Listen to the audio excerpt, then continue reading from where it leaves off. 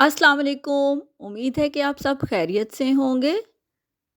आज जो मैंने नई रेसिपी बनाई थी उसका नाम है होल चिकन ब्रेड। ये ना सिर्फ देखने में और महसूस करने में नरम है बल्कि खाने में भी बहुत लजीज बनी थी। चिकन ब्रेड को एक बिल्कुल नई शक्ल में बनाया गया है। इसमें रेसिपी मेरी अपनी है लेकिन जो शक्ल मैंने चिकन की दी है ये मैंने एक कोरियन फूड स्ट्रीट शॉप से इंस्पायर होकर मैंने इसको ये शक्ल दी है। तो आइए देखते हैं ये मैंने कैसे बनाई। मेरे साथ रहिएगा।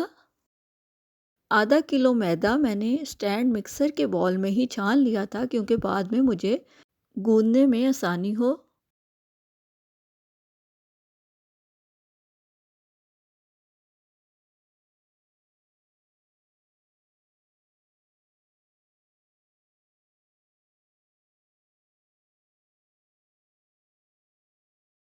फिर इसमें 5 खाने के चम्मच आइसिंग शुगर शामिल की थी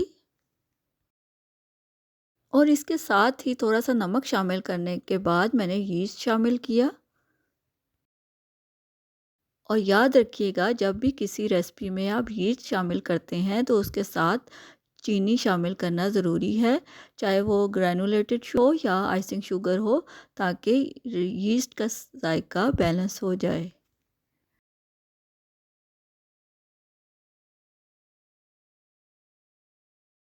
अब तक के शामिल करने वाले तमाम अज्जा को अच्छी तरह मिक्स कर लेना है और इसके बाद मैंने दूध और बटर को मिलाकर थोड़ा गर्म कर लिया था। इस हल्के गरम दूध और बटर के मिक्सचर के साथ मैंने आटे को गूंदा। ये याद रखिए जब भी हम किसी रेसिपी में यीस्ट इस्तेमाल करते हैं तो पानी या दूध को हल्का सा गर्म कर लेना चाहिए, इससे हमारा यीस्ट एक्टिव हो जाता है। यहाँ मैं स्पैचुला की मदद से ही आटे को मिक्स करती गई। दूध और मक्खन के अमेज़े को इतना ही शामिल करें जितनी की ज़रूरत महसूस हो।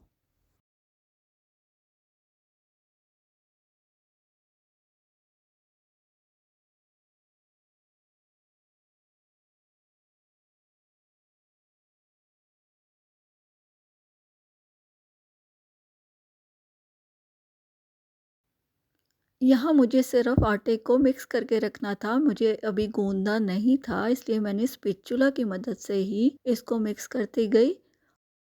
और जब मुझे महसूस हुआ कि आटा पूरी तरह भीग चुका है दूध और बटर के अमेज़े में, तो मैंने इसको ढाँप कर ताकि इसमें यीस्ट एक्टिव हो जाए।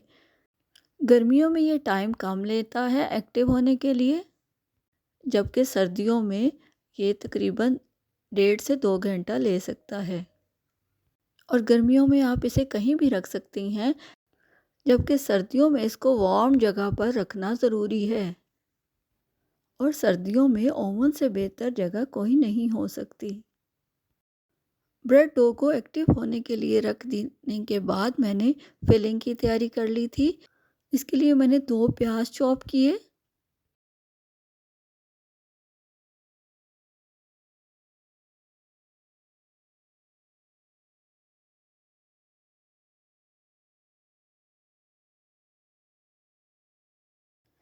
एक पैन में मैंने थोड़ा सा कुकिंग ऑयल लिया, उसमें एक गार्लिक का स्लाइस भून लिया, लेकिन ख्याल रखिए ये स्लाइस जले ना।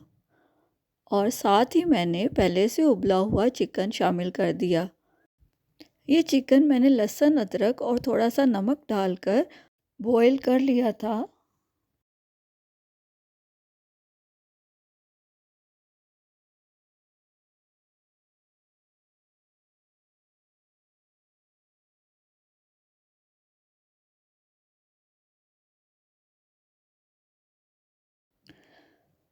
इस चिकन को साथ भूनते हुए मैंने सारे मसाले शामिल कर दिए थे। आप इन मसालों की मिकदार कम या ज़्यादा अपने टेस्ट के हिसाब से कर सकते हैं।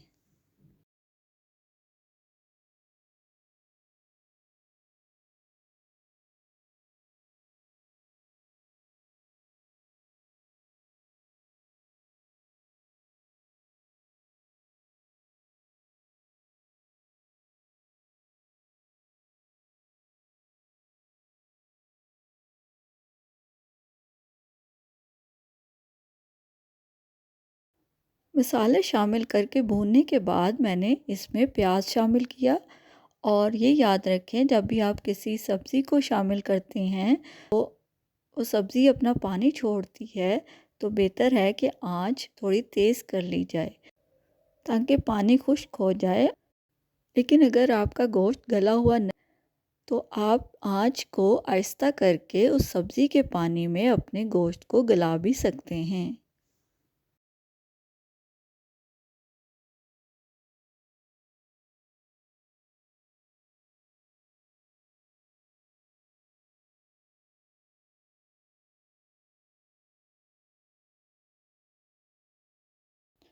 यहाँ चिकन फिलिंग में मैंने फ्लेवर के लिए बारबेक्यू सॉस इस्तेमाल की है। आप चाहें तो केचप भी इस्तेमाल कर सकते हैं। तकरीबन 1.5 घंटे के बाद हमारी डो एक्टिव हो चुकी थी। मैंने इसको स्टैंड मिक्सर में गूंद लिया था। आप इसको हाथों की मदद से भी गूंद सकते हैं। हाथों पर ऑयल लगा लीजिएगा, क्यों क्योंकि खुश्का लगाने से डो थोड़ी हार्ड हो जाती है। मिक्सर में 3 से 5 मिनट तक गूंदने के बाद डो बिल्कुल तैयार थी।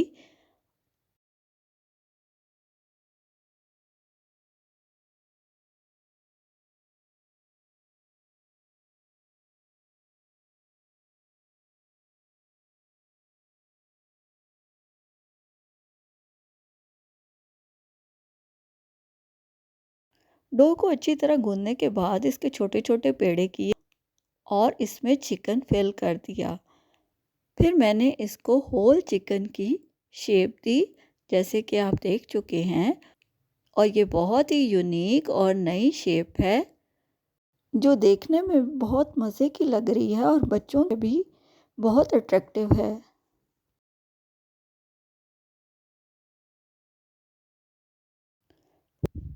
फिलिंग को डो में भरने से पहले मैंने इसको ठंडा कर लिया था, क्योंकि गर्म फिलिंग शेप को ख़राब कर सकती है।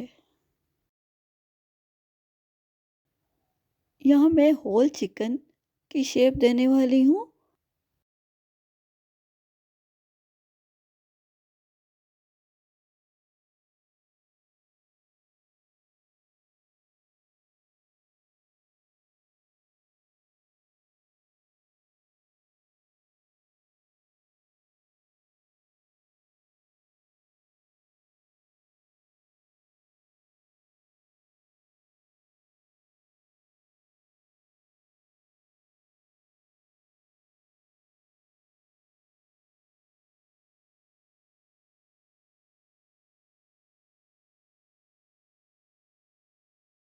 फिलिंग के बाद मैंने इसको चिकन की बॉडी की शेप दी और फिर मैंने डो की मदद से इसकी डिटेलिंग की, स्टिक्स बनाई और इसके साथ ही मैंने छोटे छोटे विंग्स बनाए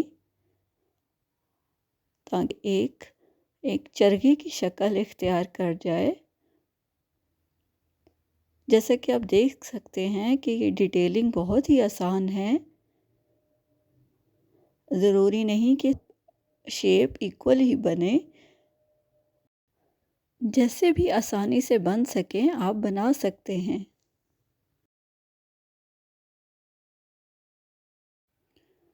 ये होल चिकन ब्रेड बेक होने के लिए तैयार है।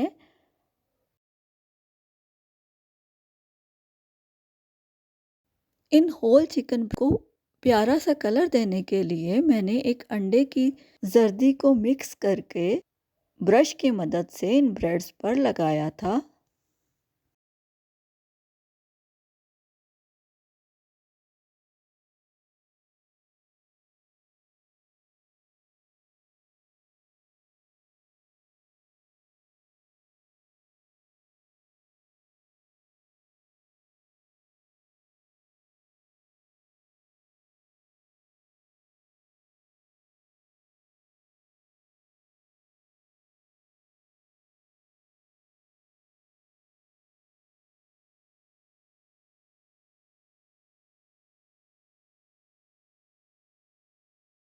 अब हमारे छोटे छोटे चिकन बेक होने के लिए तैयार हैं। इनका बेकिंग टाइम और टेम्परेचर आप स्क्रीन से नोट कर लीजिए।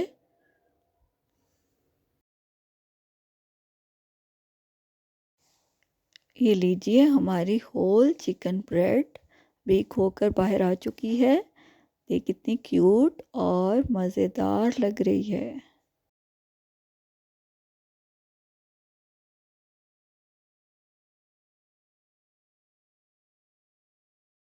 ये होल चिकन ब्रेड बहुत ही सॉफ्ट बनकर तैयार हुई थी।